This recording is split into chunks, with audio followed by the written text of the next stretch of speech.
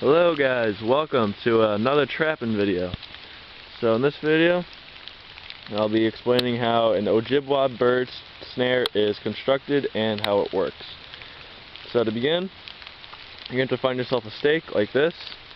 It's about 6 feet long, and the key feature about it is you need to drill a hole clean through it and sort of smooth it out right here. The next thing you're going to need is this piece of wood right here. This is the actual trigger itself. So what you have to do with this piece of wood is you have to whittle down the end there so that it fits snug into there. And some final components to this trap: you're going to need a weight. I just got like a 5-pound rock right here. You're going to need some cordage. I have this surveying string for a snare, and this hemp line to hold onto the weight. And of course you're going to need some tools. I got a hatchet for chopping the wood and an X-Acto knife for cutting string. Alright guys, so here it is, the ojibwa bird snare. So a quick little run through on how it works. You got your weight here, suspended from the ground, tied it up using the hemp, and then I got my surveying string here I use as a snare.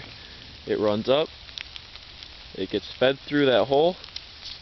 Now on the other side, this is the actual trigger. This is where it gets a little complicated. Right there on the tip in that hole there is a knot.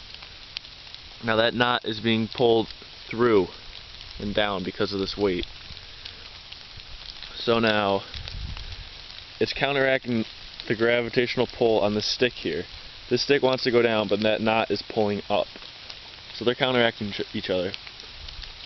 Right here is a little snare, a little slip knot, and it is wired out to the tip of the stick. So the idea is, when the bird comes in, he perches on the stick, he upsets the balance in here by pushing the stick downwards.